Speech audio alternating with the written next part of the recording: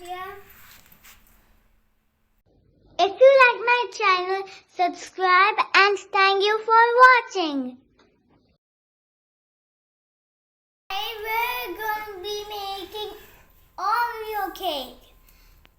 The ingredients of Oreo cake is crushed Oreos and milk. The first step is to pour the crushed Oreos inside the bowl. The second step is to pour the milk inside this bowl. And now you mix this. Now we put the mixture inside the microwave for 45 seconds.